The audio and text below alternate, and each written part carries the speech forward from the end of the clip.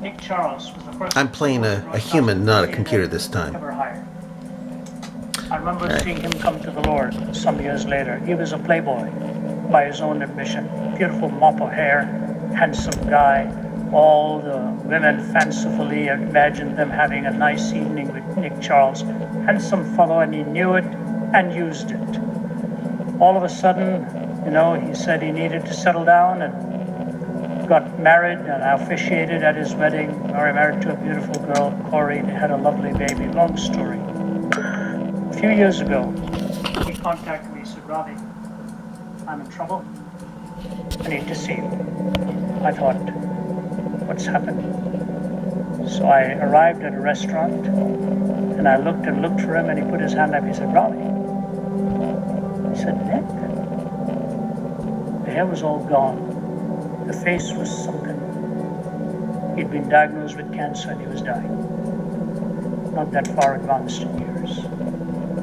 I said, Nick, when did all this happen? He said, man, it's been a miserable journey. I've got a little girl now. That's all I can think about. He moved over to New Mexico in Santa Fe. And a few days before he died, he said, can I see you? I said, Nick, I'm about to make a trip, but I'll come. So Margie and I went to see him and Corey. He was completely worn down to bone and skin. And he said, sit down here on my bed, please. So I sat down with him. He said, I want to tell you something. He said, Ravi, the world will mock what I'm going to tell you, but I'm going to tell it to you. So a few days ago, The human isn't doing too well against me. My wife called and I was in such pain. I said, God, I've had enough. I've had enough.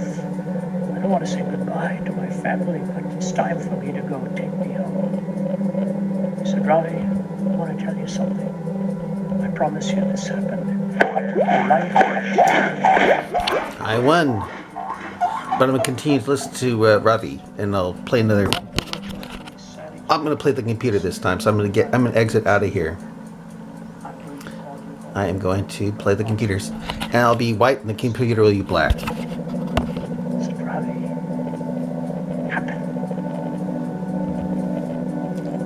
Put my hand on his forehead and prayed for him, and I said, Nick, all I can say to you is this. God will always meet you in the way you need him to meet you, especially when you are totally helpless. And I'll take your story at face value.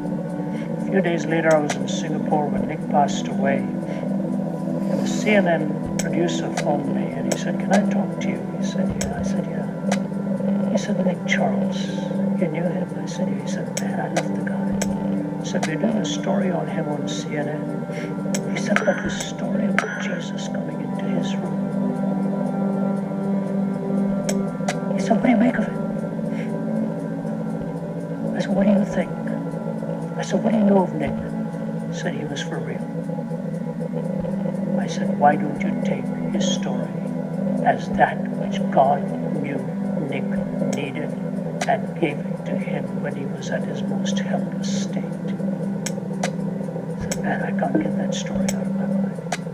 What I say to you is this. God will give us enough hints along the way, as he did my father-in-law. Minutes before he died, he looked up to the ceiling. He hadn't spoken for days, and he looked up to the ceiling and said, amazing. That's just amazing. And he looked at his wife of 60-some years and said, Jean, I love you. And he was gone. Handel's Messiah was playing in the background. I believe it is Wordsworth who wrote this. Sisters and brothers, little maid, how many may you be? How many? 7 in all, she said, and wondering looked at me. And where are they, I pray you tell? She answered, 7 are we. 2 of us at Conway dwell, and 2 are gone to sea. 2 of us in the churchyard lie, my sister and my brother, and in the churchyard cottage I dwell near them with my mother. How many are you then, said I, if 2 are already in heaven? The little maiden did reply, O Master, we are 7. doesn't change the reality. I was 10 years old when my grandmother died, and I'll close with this. All I remember about that, actually nine, it was nine. All I remember about the funeral was a hymn they sang, Abide with Me. Fast falls the eventide, the darkness deepens, Lord, with me abide. One of those verses says, swift to its close, ebbs out life's little day, earth's joys grow dim, its glories pass away, change and decay in all around I see. O thou who changest not, abide with me. The passing and the abiding, our formation, our transformation, our consummation, three of the greatest changes that God brings into your life. May you know him so that you will eternally dwell in his presence, for his word abides forever, and the scriptures cannot be broken. He has promised to prepare a place for you and me. If it were not so, he would have told us. Enter this year knowing that swift to its close, ebbs out life's little day, earth's joys grow dim, its glories pass away, change and decay in all around I see. O thou who changest not, abide with me. May God richly bless you. Thank you for having me here in your presence.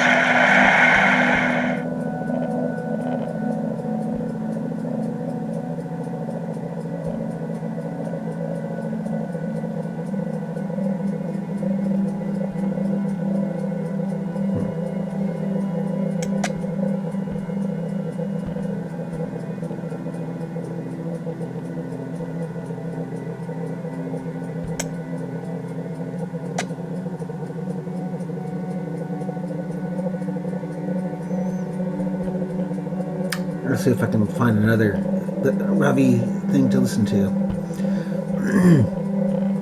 I liked his meaning of life.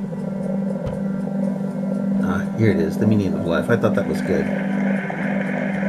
It's not too often that I've been in this country. In fact, possibly just the second time in 2 or 3 decades. So it's wonderful to be here. And I wrote to a friend just before I came here saying, Belgian chocolates are not good for the back, because I have back problems and I'm already carrying more on the front here in order to carry the back out there. But they are delicious to the palate. The question of meaning and the search for meaning, really it's a worldwide struggle. It has been a worldwide phenomenon. And my interpreters are going to kill me with these first 2 illustrations, but they'll at least get the gist of it, and I'm slowing down. I remember when I spoke for Billy Graham in Amsterdam 83 and Amsterdam 86, I remember walking into the interpreters hall. There were about 120 interpreters, and they do it simultaneously. And as I walked in, I overheard one interpreter saying to the other, here comes machine gun Zakarias. Now, as the years have gone by, it's more like a water pistol rather than a machine gun, but they're going to struggle with some issues. I hope they'll at least be able to gather. When gentlemen or ladies, when you're talking, if I just wax too eloquent at times, just tell them, right now it's nothing important. We'll get to it as soon as he gets to the meat of what he's going to say. I don't know how many of you have heard the story of Sherlock Holmes with Watson on a camping trip. You know, they'd had an excessive amount of liquid refreshment at night and went to sleep under their tent, and halfway through the night, Holmes woke up and looked at Watson and said, Watson, look up into the night sky and tell me what you see. And Watson said, you know, astronomically, I see that there are billions of galaxies and potentially billions of planets. He said, astrologically, I see that Saturn is in Leo. Orologically, I see that it's about 2:45 in the morning. Meteorologically, I see that tomorrow will probably be a nice day. And theologically, I see that this is a vast universe and we are just a minute part of the great whole. Why, Holmes, what do you see? He said, Watson, you idiot, somebody has stolen our tent.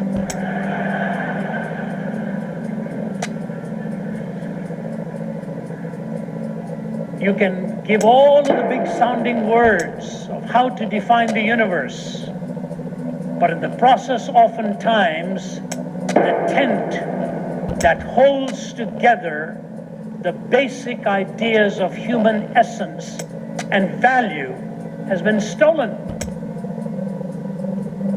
All the big terms are used, but you look out into the night sky and you say, what does it really mean to be a human being anymore? I remember being asked to do a lecture on this at Johns Hopkins, along with Francis Collins, the co-mapper of the human DNA, in the great genome project that he did along with another scientist. And as we were there and many other worldviews were speaking, I kept looking at the subject, what does it mean to be human? And I thought to myself, isn't it funny that we're here in the 21st century and we don't know what it means to be human?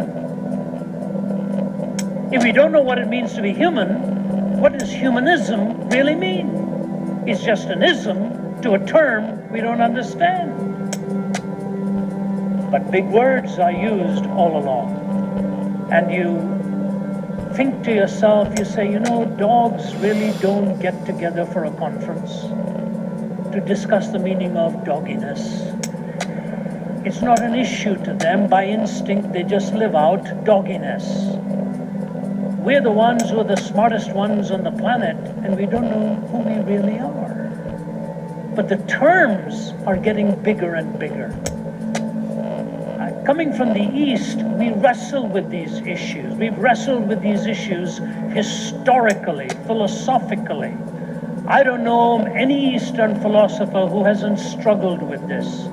And I remember growing up in Delhi, where India was my homeland. I lived in India till I was 20, growing up in Delhi, so very comfortable, very fluent in Hindi. My mother was from Chennai in the south, so I'm quite comfortable with the Southern Indian language of Tamil as well. And listening to those songs, it's the poets that really ask the haunting questions. In northern India, in Delhi, there was a song that went like this.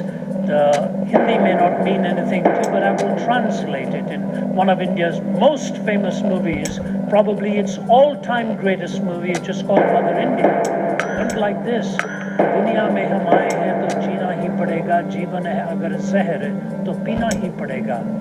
If I have come into this world, I have to live. If living means a gradual consumption of poison, I have to drink it. It's the way it's said. Na main Bhagwan hu, na main Shaitan hu. I'm not God, I'm not Satan. Dunya jo chaho samjhe. O world, think whatever you will. Main to insaan hu. I'm merely a human being. I'm not God, I'm not Satan. I'm only a human being. Coming into this world, I don't know what it means, but if it means a gradual drinking of poison, I will drink it. And so the philosophers wax eloquent and the poets wax eloquent, and they ask the question of meaning. Malcolm Muggeridge, writing in the 1970s, the great British journalist, said, "It is difficult to resist the conclusion that 20th century man has decided to abolish himself. Tired of the struggle to be himself, he has created boredom out of his own affluence, impotence out of his own erotomania, and vulnerability out of his own strength. He himself blows the trumpet that brings the walls of his own cities crashing down, until at last, having educated himself into imbecility, having drugged and polluted himself into stupefaction, he keels over a weary, battered old brontosaurus and becomes extinct." Educated himself into imbecility. I'm running out of time. I've got to stop it here. I don't think I'm going to win this game. Aldous Huxley, writing But in